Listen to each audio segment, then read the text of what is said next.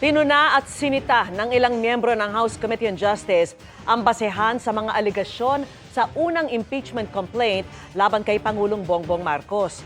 Tinalakay rin ang pagiging authentic ng mga dokumentong kalakip ng reklamo. At nakatutok si Tina Panginiban Perez. Paano nga ba dapat sukatin kung ang impeachment complaint ay sufficient in substance? Isinalang sa tanong na ito kanina ang impeachment complaint na inihain ni Attorney Andre De Jesus laban kay Pangulong Bongbong Marcos matapos itong ideklarang sufficient in form kahapon. Sa ilalim ng Section 5 ng Rules on Impeachment, sufficient in substance ang isang impeachment complaint kung may recital of facts o malinaw na salaysay ng mga pangyayari at alegasyon na hindi paratang lang, kundi pasok at tugma sa mga ground for impeachment.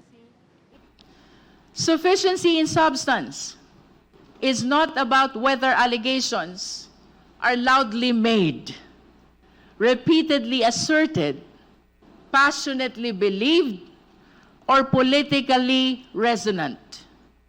It is about whether the complaints allege ultimate facts, not mere conclusions, whether they show a personal, culpable act or omission by the impeachable official, and whether those acts, as pleaded, amount to culpable violation of the Constitution, treason, bribery, graft and corruption, other high crimes, or betrayal of public trust, as the Constitution strictly enumerates. Pinaigting din ng komite ang sukatan matapos manalo sa botohan na dapat authentic ang mga dokumentong kalakip ng complaint. Tatlo ang grounds for impeachment ng De Jesus complaint: betrayal of public trust, culpable violation of the Constitution, at graft and corruption. Isa sa mga puna, puro news article daw ang basehan sa alegasyong kinidnap at binigay sa ibang bansa si dating Pangulong Duterte. The first offense, most of the annexes are news articles. It might be insufficient for evidence to be based on mere news articles only.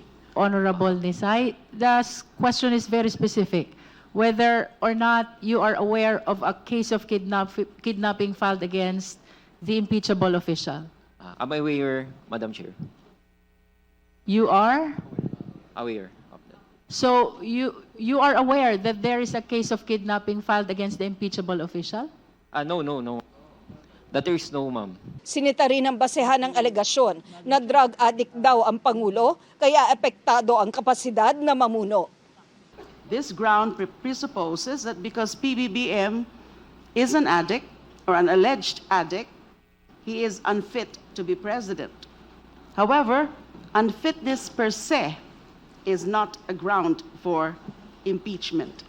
Ganon din ang alegasyong hindi vinito ng Pangulo ang unprogrammed appropriation sa budget noong 2023 hanggang 2026. At kumikbak din daw ito sa mga budget insertion at ghost flood control project na ang basehan ay mga video na pinost sa Facebook ni dating Congressman Zaldico.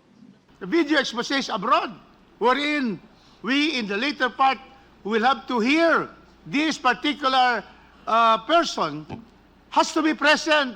Otherwise, it's a piece of paper and a piece of video that is not allowed to be introduced in any proceeding.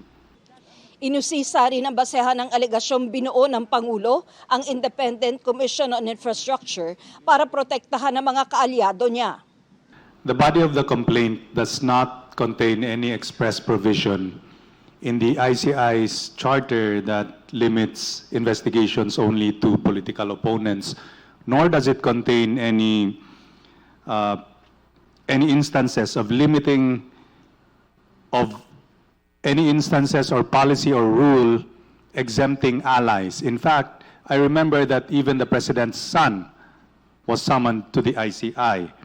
Ipinagpabukas ng House Committee on Justice ang botohan sa sufficiency in substance ng De Jesus impeachment complaint para raw mabigyan ng pagkakataon ng mga kongresistang pag-aralan ng issue. Ipinagpabukas din ang pagdalakay sa sufficiency in substance ng pangalawang reklamo, ang Masa et al. Impeachment complaint. At bukas din inaasahang pagbobotohan ito. Para sa GMA Integrated News, Tina Panganiban Perez, nakatutok 24 oras.